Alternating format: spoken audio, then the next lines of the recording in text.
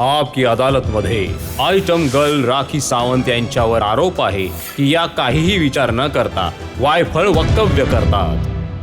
राखी, बरीचशी अशी वक्तव्य आहेत ज्यांच्याबद्दल असं म्हटलं जातं की तुम्ही फक्त यासाठी वक्तव्य करता की थोडी पब्लिसिटी मिळावी, वृत्तपत्रांमध्ये सनसनी निर्माण व्हावी. जसं की जेव्हा हे गाणं कजरारे आलं तेव्हा तुम्ही म्हणालात की ऐश्वर्या रायच्या जागी मी असायला हवं होतं.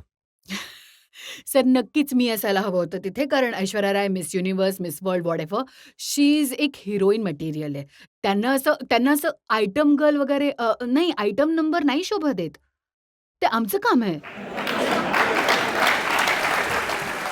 ते लटके झटके दाखवणं हे आमचं काम आहे सर.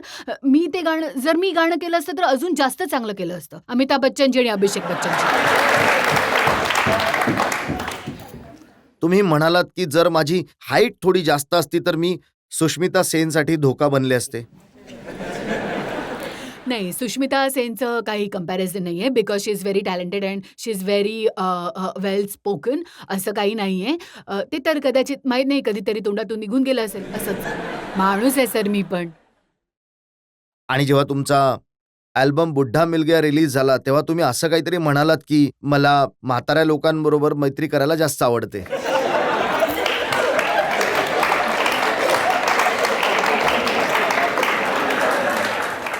मी सांगू इच्छिते यासाठी, कारण आज कोणीही किती पण व्हिडिओज निघत असतात, यंग यू नो हे ते.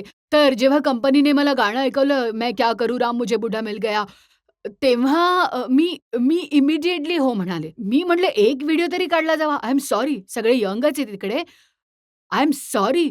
मला वाटलं की एक व्हिडिओ तर काढला जावा की हाय मैं क्या करूँ राम मुझे बुढ़ा मिल गया. तर प्रत्येक म्हातारा म्हणेल की wow this is a song for me.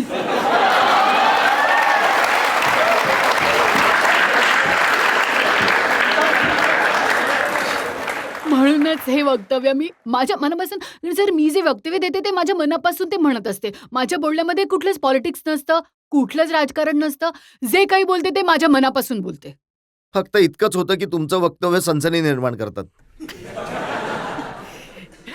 असं नाहीये.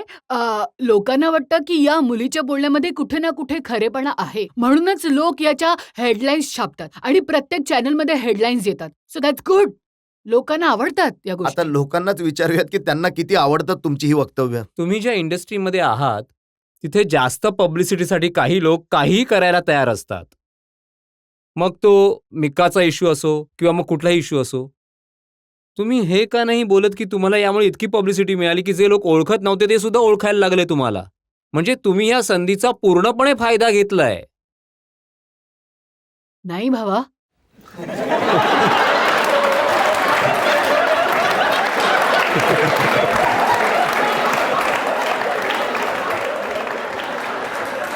मी कोणाचाही फायदा घेतला नाहीये. माझ्याबरोबर जो गुन्हा झाला त्याच्या विरुद्ध मी बोलले.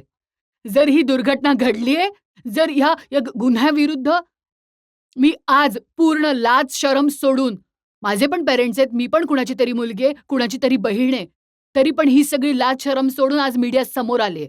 पोलिसांकडे जाऊन कंप्लेंट लिहिलीये, हा विचार करून की मला ही पब्लिसिटीचा विचार करून नाही की पब्लिसिटी मला मिळेल की नाही, की त्याला शिक्षा मिळावी. म्हणजे कुठल्याही जगातील कोणाच्याही बहिणीबरोबर किंवा कुठल्याही मुलीबरोबर परत असं होऊ नये. आता तुम्ही नारी सुधारणेचं काम करणार. हो, मी करणार. मी नारी सुधारणेचं काम नक्कीच करणार आणि मी अशी पुन्हा कुणाबरोबर घटना घडली आणि ती मुलगी माझ्याकडे हेल्पसाठी आली तर डेफिनेटली मी तिला मदत करेन. राखीजी, मला असं वाटतं की तुम्ही स्वतःचीच काही परिभाषा बनवली आहे की गालावर दिलं गेलेलं चुंबन उचित आहे, ओठांवर दिलं गेलेलं अनुचित आहे. माझे कपडे ठीक आहेत कारण ते मला ठीक वाटतायत. आणि आपण ज्या समाजात राहतो आणि तुम्ही ज्या क्षेत्राशी जोडल्या गेल्या आहात त्यामध्ये तुम्ही प्रेक्षकांच्या, पूर्ण समाजाच्या भावनांची सुद्धा काळजी घेतली पाहिजे. तर कुठे ना कुठे ती भावना मिस होतेय जेव्हा तुम्ही तुमचा आयटम डान्स करता किंवा तुम्ही तुमच्या कुठल्याही सॉन्गचं प्रदर्शन करता किंवा कुठल्याही सिनेमांमध्ये काम करता. मला हे म्हणायचंय की आज मी जे कपडे घालते किंवा जो डान्स करते ते माझे डिरेक्टर प्रोड्युसर करतात. आज मी काही मिस युनिव्हर्स नाहीये, मी काही सुष्मिता सेन नाहीये, मी ऐश्वर्या राय नाहीये की मी स्वतःसाठी ऑब्जेक्ट करीन, की मी हे म्हणेन की मी हे सगळं करणार नाही. मी एक नवीन मुलगी आहे, मी पण स्ट्रगलर आहे. तर मला जे माझे डिरेक्टर प्रोड्युसर्स सांगतात डान्स करण्यासाठी, कपडे घालण्यासाठी, तर मी करते. पण तुम्हाला राखी, तुम्हाला कधी हे नाही वाटत की तुम्ही जे काही करत आहात त्याचा समाजावर, यंगस्टर्सवर, बाकी लोकांवर काय ते परिणाम होईल? लव्हड इट सर. त्यांना खूप आवडतं माझे तर व्हिडिओज इतके विकले जातात. सीडीज कुठल्या पण तुम्ही बघा, त्यांना सगळ्यांना आवडतात. सगळ्यात जास्त म्हणून ते प्रत्येक व्हिडिओमध्ये मला घेतलं फक्त जातंय. दिल्ली, मुंबई, कलकत्ता, मद्रासला बघून तुम्ही ठरवलं की माझे व्हिडिओ खूप विकले जातात आणि कॉलेजला जाणाऱ्या सर मुली तुम्ही शॉर्ट इथे स्कर्ट बोलताय परिधान पण करतात. रात्री तुम्ही तेच व्हिडिओ बघत असता.